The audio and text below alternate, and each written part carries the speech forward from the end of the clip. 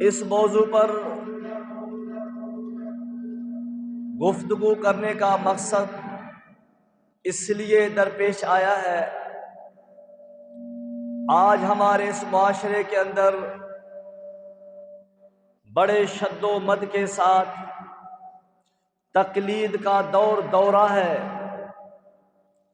اور انہوں نے غیر نبی کی تقلید کو واجب اور فرض قرار دیا ہے۔ نبی کو چھوڑ کر غیر نبی کے تقلید کو واجب قرار دیا۔ نبی کے قول اور فعل کو کوئی اہمیت نہیں دی جاتی۔ اگر نبی علیہ الصلوۃ والسلام کا کوئی حدیث ان کے سامنے پیش کی جاتی ہے تو وہ کہتے ہیں کہ ہمارے امام صاحب اس طرح کہتے ہیں، ہمارے امام صاحب اس طرح کہتے ہیں، ہمارے علماء یہ کہتے ہیں، ہمارے ائمہ یہ کہتے ہیں۔ آپ اندازہ لگائیں کہ ہم نے جس نبی کے اوپر کلمہ پڑھا اور اس نبی کے بعد کو ہم غیر نبی کے بعد کے سامنے تول رہے ہیں، مقابلہ کر رہے ہیں۔ بتاؤ کہ اللہ کے نبی صلی اللہ علیہ وسلم وہ ایسی ہستی ہیں جس کے سامنے کسی کا مقابلہ نہیں۔ آپ جس جگہ پر چلیں، جیسے چلیں، اللہ اس نبی کے چلنے کی قسم اٹھائے۔ یہ نبی جس شہر میں رہے، اللہ اس شہر کا قسم اٹھائے، اور میرے نبی صلی اللہ علیہ وسلم کے انداز کا قسم اللہ اٹھائے۔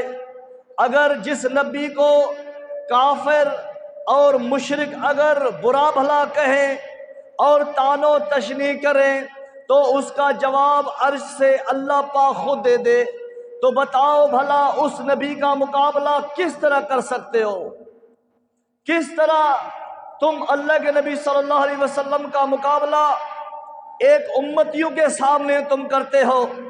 اللہ کے نبی صلی اللہ علیہ وسلم کی حدیث اگر پیش کی جاتی ہے، ہمارے ائمہ یہ کہتے ہیں، ہمارے علماء یہ کہتے ہیں، اور ہمارے علماء کا یہ فتویٰ ہے، کیا یہ دین ہے کہ آپ صلی اللہ علیہ وسلم کے ساتھ یہ انصافی ہے؟ کبھی بھی یہ مومن کو شیوا نہیں دیتا۔ وَمَا كَانَ لِمُؤْمِنٍ وَلَا مُؤْمِنَةٍ إِذَا قَضَى اللَّهُ وَرَسُولُهُ أَمْرًا أَن يَكُونَ لَهُمُ الْخِيَرَةُ مِنْ أَمْرِهِمْ۔ فرمایا کہ مومن مرد اور مومن عورت کے لیے جائز نہیں، زیبا نہیں دیتا، جس معاملے میں اللہ اس کا رسول کوئی فیصلہ کرے پھر اس میں اپنی مرضی چلائے اور اپنے آپ کو مختار سمجھے تو وہ مومن کا شیوا نہیں ہے۔ معلوم ہوتا ہے کہ اللہ اور رسول کے سامنے اگر آدمی اپنی مرضی چلاتا ہے یا کسی ائمہ کا قول پیش کرتا ہے اس کے مقابلے میں، یقیناً وہ شخص مومن نہیں ہوتا۔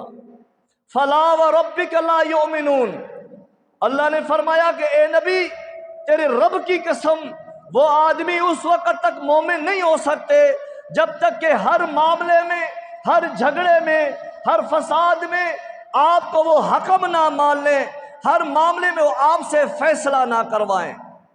پھر آپ جب ان کے درمیان کوئی فیصلہ کریں تو وہ آپ کے فیصلے کو سرخم تسلیم کر دیں، پھر اس میں چو چرا نہ کریں، آپ کے فیصلے کو دل سے تسلیم کریں، وہ شخص مومن ہے۔ اگر آپ کا فیصلہ دل سے نہیں مانتا تو وہ شخص مومن نہیں ہو سکتا۔ یہی دین ہے۔ آج ہمارے اس معاشرے کے اندر کوئی کہتا ہے کہ میں مالکی ہوں، کوئی کہتا ہے میں حنبلی ہوں، اور کوئی کہتا ہے میں حنفی ہوں، اور کوئی کہتا ہے میں شافعی ہوں۔ اگر حدیث پیش کیا جائے تو کہتے ہیں کہ امام ابو حنیفہ یہ کہتا ہے، امام مالک کی یہ رائے ہے، امام احمد بن حنبل کی یہ رائے ہے۔ بتاؤ کہ آپ اللہ کے نبی صلی اللہ علیہ وسلم کا مقابلہ کن ہستیوں کے ساتھ کر رہے ہو؟ اس کا انجام تمہیں پتہ ہے؟ اس کا کتنا خطرناک انجام ہے کہ نبی کا قول آ جائے یا نبی کا فرمان آ جائے اور پھر آپ اس کو چھوڑ دیں محض اس بنا پر کہ ہمارے امام صاحب کا یہ فتویٰ ہے۔ سورہ نور کے اندر اللہ نے فرمایا فَلْيَحْذَرِ الَّذِينَ يُخَالِفُونَ عَنْ أَمْرِهِ أَن تُصِيبَهُمْ فِتْنَةٌ أَوْ يُصِيبَهُمْ عَذَابٌ أَلِيمٌ۔ ان لوگوں کو اللہ کے عذاب سے ڈرنا چاہیے، اور جو لوگ میرے نبی کے فعل اور اس کے قول کے خلاف کرتے ہیں ان کو ڈرنا چاہیے، کہیں ایسا نہ ہو کہ دنیا کے اندر ان کے اوپر دردناک عذاب میں اللہ ان کو مبتلا نہ کر دے، یا ان کو دنیا میں کسی مصیبت میں مبتلا نہ کر دے۔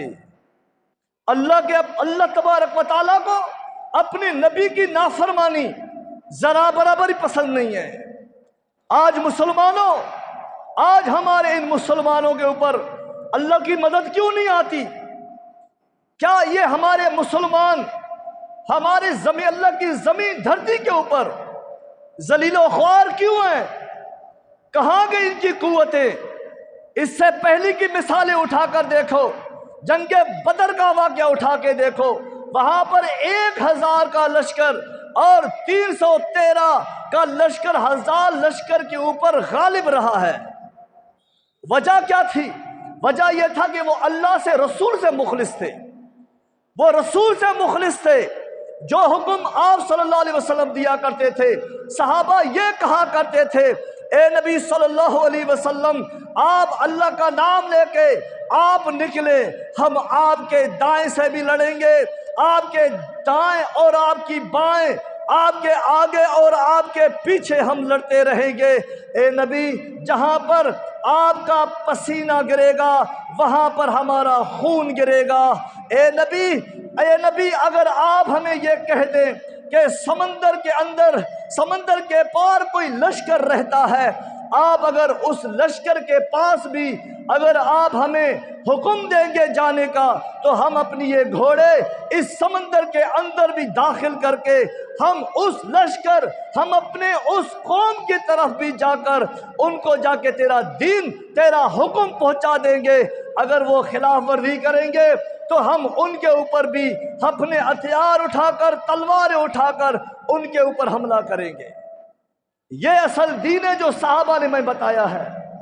دین اصل یہ ہے، قال اللہ قال رسول ہے، اللہ کا فرمان رسول کا فرمان، بس اس کے علاوہ کوئی چیز نہیں ہے۔ فَإِن تَنَازَعْتُمْ فِي شَيْءٍ فَرُدُّوهُ إِلَى اللَّهِ وَرَسُولِهِ، فرمایا کہ لوگوں اگر دنیا میں اگر تمہارا کسی معاملے میں اختلاف ہو جائے، پھر اختلاف کے دوران تم اللہ اور اس کے رسول سے فیصلہ کرواؤ، ان کی طرف اپنے مسئلے کو لٹاؤ، جو حکم آپ کو قرآن میں ملے اور جو حکم تمہیں حدیث میں ملے اسی سے فیصلہ کر لیا کرو، یہی اصل دین ہے۔